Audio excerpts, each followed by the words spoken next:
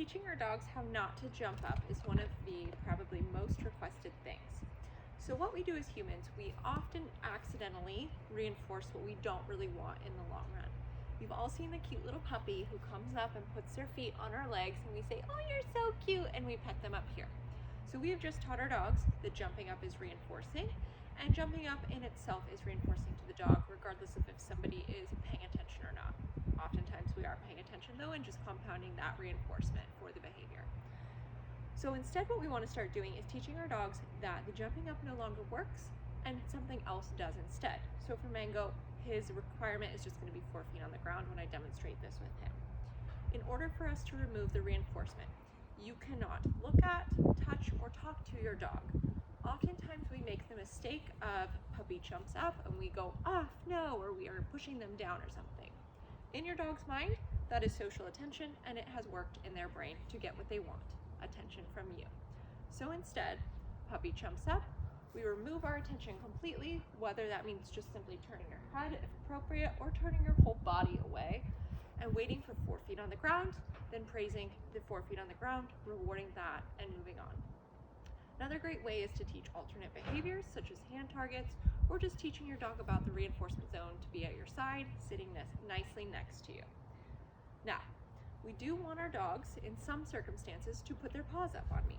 So I will eventually ask Mango, and probably for the sake of this video, ask him to put his toes up so I can show you what I would do if he was just jumping up on me on his own.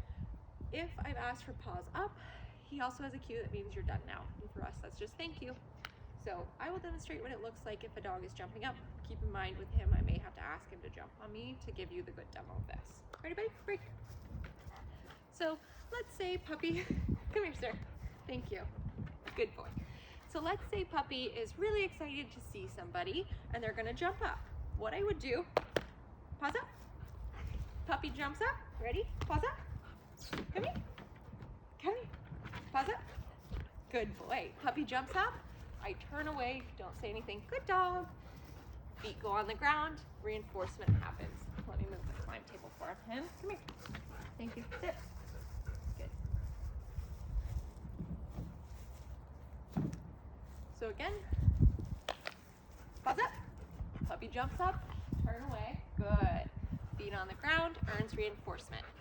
Now I don't feed typically the immediate reaction to get on the ground, because oftentimes our dogs will chain together the behavior of I jump up and then I get down instantly, and now he's running away with the toy. So what we don't want to do is create that behavior chain of dog jumps up, they instantly get down and sit and then get something for it. Another option you have, so let's say I'm out with Mango and I know there's somebody who's going to come say hi to him. So hopefully that person would ask, and what I would do is say yes, but hold on a second, we're working on his jumping.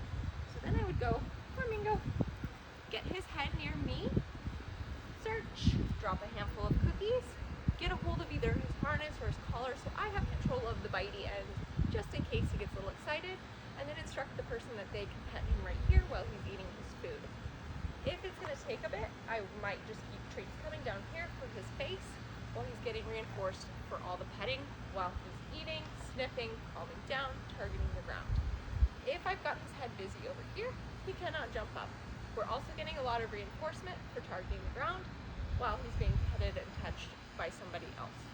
Then I end the interaction just by saying, okay, thank you, we'll see you later, and having the person move on with their wet day before my puppy can get too excited.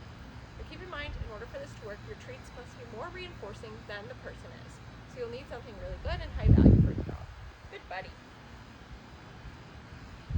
Management is another huge thing with jumping. So oftentimes we kind of leave our dogs to just figure out what we want from them. But when I'm working through a behavior where the dog is doing something I'm not so fond of, I want to make sure that I am in as much control of the situation as possible. So what that means is I'm going to manage my dog, maybe with a climb table. So say somebody's at my door, and I know that Mango is likely to jump. So I have climb tables sitting by my door. I would just ask him to get on there. And as the person's walking through the door, I'm going to be rapid firing, giving him something else to do besides get worked up about that person. Keeping him engaged with me. Boy. He may also be on leash, just as second security net. Maybe you don't have a climb table and he's just on leash. Maybe he's in a crate and you're doing the same thing where you're just dropping treats in for him.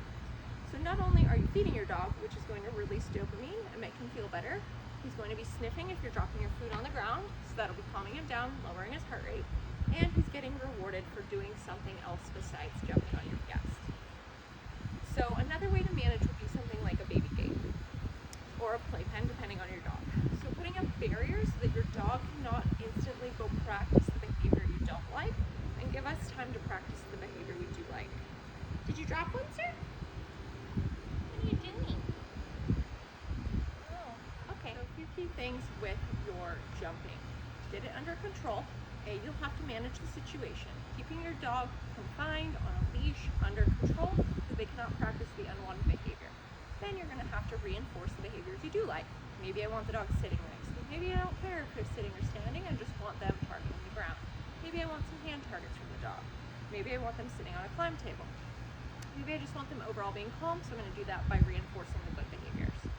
Then you're going to have to instruct your humans on how to interact with the dog, and this includes you. If your dog's allowed to jump on you, they're allowed to jump on anyone.